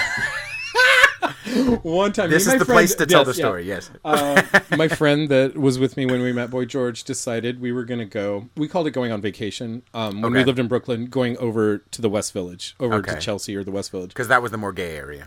Yeah, it was the more like preppy gay. We were the more like Brooklyn dirty gays. Yeah. But you know, and then you go in like West Side Story. Right. But we that's where all the porn stores were back then, all the good gay ones. So we wanted to go buy some new DVDs. We were both bartenders and had the day off, so like let's go do some day drinking and pick up some new DVDs and see what we can catch on the way. Yeah, that's right. And for some reason we bought a bunch of poppers and we went to the lesbian bar, the Cubby Hole, because his sister was a lesbian. Maybe that's why we were meeting her there. And everyone immediately was offended before you. Yes. You open their. Excuse me. What, sir? Right. But their bathroom was all the walls and the ceiling were mirrors. It was one of those like weird. It was really weird. So I made all the lesbians go in the bathroom and do poppers with me because they were like, "Poppers, what's poppers?" I'm like, "Let's go in the bathroom." So I spent an entire afternoon high on poppers in a lesbian bar bathroom. Lesbians just on poppers, laughing her ass off. That feels like a band name. Lesbians on poppers. If we ever start a band, can we please? And if not the band name. And can we just do Tori Amos covers as like death metal, you know? Fucking never was a cornflake girl. Fucking Jesus Christ! Just like bad noise rock death metal. Right. Lesbians on poppers. Right. So these guys. So they would do that, and then and I guess they would have to keep changing the name of it. So that's why it used to be called VCR cleaner, and then it was like nail polish remover, and then it was room room sense. Like, is that what it was? Yeah, something. Yeah. I think they banned all of it completely in the UK. Oh, really? Yeah, I mean, it can't be good. No, I mean, like, if you're gonna sell it, like, okay, either make it full on ass illegal or just let it fucking happen. Like, I don't understand the weird. It's not like we're gonna change it. Like, why would they sell VCR cleaner at the fucking porn store? Huffing poppers. No one's ever. Right. You know, they've probably gotten a little stupider every time, but, you know, whatever. They were dumb to begin with. So. Right. Yeah, probably. But And aren't there bigger battles in the world than fucking... I feel that kind of way. Like, so I can't do any drugs or alcohol because I'm recovering. But, like, I don't mind, like, legalize whatever. Like, it doesn't, like, if you're gonna do it anyway. Yeah, I would rather if you're gonna do poppers, just go into a store and say, I would like to buy poppers. And I'd rather them be taxed. And just like weed. I'm not a weed smoker anymore. Right. I think most people in their late teens, early 20s smoked a lot of it. Sure. I'm just not, I tried getting a pen recently just to help me sleep. Mm-hmm. Made me paranoid again. Yeah. It just triggered my anxiety. I was like, nope. Still not for me. And I'm okay with that. That's fine. It works for some people. Right. I'm not. Yeah. It just doesn't. But it doesn't. I don't think it's like a big fucking moral issue. I don't think most people do. Even on the right or on the conservative angle, like most guys are kind of libertarian about it. You know what I mean? Like, and they see it as like a revenue builder, right? And now the big tobacco companies are like, oh, right. We can sell packs of joints because no one's buying cigarettes anymore. I feel bad for the cigarette companies. I know that's wrong, but I like, do too, because they were my friend for a long time. They fucking were, man. Collecting the camel cash to get the Yeah. t-shirts. I used to, when I started smoking when I was 16, I would go out to the Indian reservation because there was no taxes on cigarettes. Sure. I could get a carton of Camel Lights for like 5 cents, right? like literally $5. I did Camel Lights too. Camel Lights were my shit. And then I went to like the gayest all Marlboro Lights. Marlboro Lights are gay? Oh, okay. Yeah, with the little, they're like beige, kind of yellowish packet, the white and the yellow, white and gold or whatever. Yeah. I feel like Parliament Lights are more gay. But, yeah. With the little plastic thing on the edge. That the dip in the filter was you were to dip into Coke. Oh, is that was supposed to be is? a little Coke spoon. Oh, Jesus. Okay. Well, I never did that. But either did I. I'm like, that just seems hard. I just like... Parliament Lights were what I would get when I was sick. For some reason, Parliament Lights tasted really good when I was sick. And it didn't burn your throat as much? I don't know. Normally I did Camel Lights. I think I transitioned to Camels. And then towards the end, I think it was like regular Camels. Every once in a while, I would just get a pack of menthol just to switch it up. Yeah. You know what I mean? But I was never, That's super lesbian. Yeah. Every lesbian and black. Menthol. Yeah, and black. And they love the menthols. Yeah. I can't imagine smoking again now, though. Yeah. I mean, I was a hardcore smoker for over 20 years. Right. A pack and a half a day. But I feel like that was the big fight of the late 90s and 2000s was get rid of these cigarettes, these evil tobacco companies, truth is out there, blah, blah, blah. And now we're just transitioning over as if you're smoking something else. I'm aware it doesn't have some of the carcinogens, but don't tell me there's no bad. Even if you can handle, go for it. But don't tell me it's not. It's not. There's still fiery smoke going into your lungs and into your throat, motherfucker. Don't tell me it's not unhealthy. Yeah, you know what I mean? And that's why, like, just do an edible. Like, why? Like, if you want to get high off weed, that's fine. But I just personally wouldn't want to smoke it. It just seems like the hardest way on your body to ingest it. The most like I know vapors though, regular like fucking nicotine vapors. There's something about it that just doesn't. I don't respect that shit. Yeah, like, either do I. I like the death. Yeah. I liked the if you're death gonna do it, of do like it. if you're gonna do it, like I wanted the death. You know what I mean? I can't do it now, but like. When I was a smoker, like, just fucking sack up, motherfucker. Like, just smoke. I don't know. How long ago did you quit smoking? 2011. Okay. About 3 days before my birthday. Okay. So somewhere June 7th or 6th. So how long had you smoked? So I started when I was 13, I want to say. Oh, wow. Quit when I was 15. I think I started in earnest when I was like 13 and a half or 14. Quit because I got sent to the place where I got sober at 15. And then I started again when I was 17. Yeah. Started like towards the end of being 17, almost 18. Yeah. Yeah. And how'd you quit? And then I continued. I had tried a number of ways. Actually, going to the Portland with that ex who I hated. I quit for her. We quit together, and then I think I made it. The longest was like 3 weeks. I did patches. I did fucking lozenge. I did all that stupid shit. Nothing worked for me. I'm sorry. I took cold turkey was the only thing that worked for me. Yep, me too. Yeah, I just had to actually. My husband was out of town for a week, and where we lived at the time was I couldn't walk anywhere to get cigarettes easily. Yeah, right. So I just stayed a little drunk all week because I knew I couldn't drive. Right. And that was my like, if I can't drive, I can't go get them. Right. So I'm just gonna like sequester myself and hunker down in the house. And I just remember being so cranky. I was irritating myself. Oh yeah. Because of how awful I was. Absolutely. Yeah. But I mean, like even the smoking indoors, like I can't imagine that now. Can you? How like I don't see trashy. This is the thing. I mean, I know. So here's the thing. I'm one of those ex-smokers who obviously, and you seem to be that same way where you're like, more hats off to you. You're not going and joining a fucking anti-cigarette march or whatever. No. But at the But I same also time, can't imagine ever doing it again. no, I can't. Doesn't mean I I know don't that have if I ever do it cravings. again, I'm fucking screwed because Yeah, me too. I'm a singer. I use my voice on the podcast. Already like I have a lump in my throat and I feel like I'm gonna die from throat cancer. But like so I know I can't handle it. But I also still like the smell. I don't know. I think it goes back to when I was a kid, and there would be like little 4th of July picnics or fairs or block parties. And in the late '80s, early '90s, you just smoked near kids. It wasn't that big a deal. And so like I felt like there was something about that smell that still. It's nostalgic, I think, for me. The people that babysat me, our next door neighbors, when I was really little, So right before kindergarten. They take you to Catholic church. Yeah, they were the ones that took me to Catholic church. Right. The husband worked at the liquor store. Okay. And just chain smoked a pipe.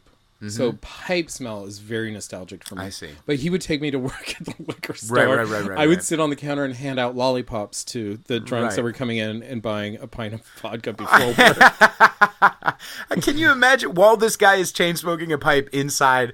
Can you imagine next to a that 3-year-old you would get handing you- locked up? Yeah, even the fucking 3-year-old would get locked Yeah. up at that point, right? But I'm very nostalgic with like pipe tobacco smoke. I do find myself, I can tell if someone's smoking within like a 2-block radius of me. Like Right. I can smell it and I know it and I will stare at them.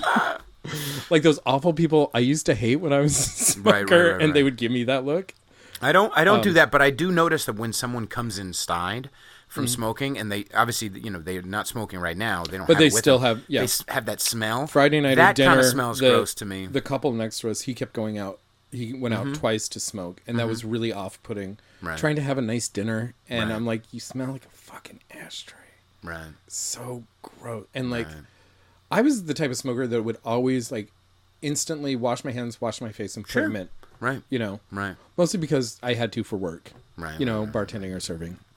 You just couldn't smell like an ashtray. But I remember those days where like I would have like yellow fingers. Oh yeah. What I had mean? like a callus Right. on my finger. Right. From when the fire would get a little too close. Yeah. Who gross. I know. There was still. I remember the feeling of unwrapping the pack from the plastic. God, I love that. Taking that first silver out, you know what I mean, or the second silver out, and it then was the chew it. ritual I would of it. Right. It was and then I would bite the first cigarette out. I You know always what did mean? that too. Yeah, that's. And I always the top plastic, the little string. We're that making pulled people it- smoke right now. I understand that, right? I would always like the little wrapper. I would always like wind it around so it was a little bundle. Okay. It was always I had to do that first, Okay. and then I took both the foils off. I'd take the first easy one, and then I would carefully rip the back one out. Right. And Man, then- when I would sometimes pull that one, you try to just pull it real quick, and it would like tear into this weird piece, or take part of no, the other. I had my way. Fucking Yeah. yeah. Did you ever keep the bottom plastic on? Yeah, I always Yeah, did. yeah. I always did. And then if I would use that if there was no ashtray around, I would put it out and then drop it in the bottom plastic and roll it up and put it in my pocket. Right. Like if I was like in the woods or somewhere that didn't have a trash area. Oh my god, I remember that fucking disgusting smell, and I was a smoker, of the old filters when you would just try to put it, I don't have a place to put, I don't want to trash it, so I'll just put it in my pocket, and you forget about it. Yeah. And then like 3 hours later, what in the fuck is that smell? And it just like permeates everything. Yep. I mean, I remember I had, when smoking indoors, I don't think I had a legit ashtray, so I just had a bowl with a little bit of water in the bottom. Oh yeah. Classy. My first apartment in Brooklyn, I would just my first apartment when I first moved to Brooklyn, we for like 4 months. It was an old speakeasy behind a bodega, and they literally like put a sink, a little stove, and a refrigerator. So it was an open room. You could see where the pool table used to be on the linoleum. Wow. And then they put up like drywall, like in a T pattern. So there were 2 bedrooms, and there was a tiny bathroom. Right. Junkies had lived there before, so there was like blood spurts from cleaning their needle on the ceiling. Jesus fucking Christ. Yeah, we had to pay cash to the bodega owners next door. Jesus We Christ. couldn't even write a check. Right. It had to be cash. Right. The heat would go out every other week. Right. And then you'd write a strongly But there worded was letter, and I'm there sure was a they'd change. door, like our front door literally went straight to the street. So you would open your door and everyone would see our full living room. And then there was a back door that went to like a parking lot. Okay. So whenever people would come over, I'd be like, yeah, it's a shitty apartment, but there's a great garden out back. And I'd open the door and it'd just be like a shitty parking lot. Right. So I hated it so much, I would just take our ashtrays and just throw it in the parking lot. Right. So there was just this giant mound of cigarette butts. Right. But it was my little, like, fuck you. Right. And we moved out in the middle of the night once, like the day before rent was due. Yeah, Chinatown was very much like that. I lived in a basement in Chinatown in SF for about 4.5 years. And towards the end, It's one of those that's like, it's great because it's convenient because you can get everywhere.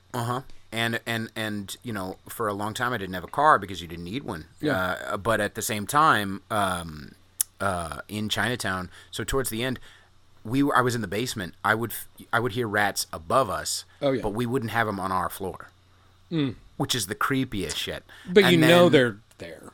And then not just that, but I'd hear rats above us, and then I'd hear because a cat would be chasing him through our fucking roof. Yeah. I came outside one time to go to to go take a shower, and a cat ran past me on our floor. Had gotten ran past one of the ceiling tiles, had like slipped off, and so the cat got through down to our floor. Oh yeah. Jesus, man. Chinatown was not a fucking joke. We didn't have an oven. We didn't have a stove. We had a tiny little hibachi type of thing and a microwave that was small, and I guarantee gave me some sort of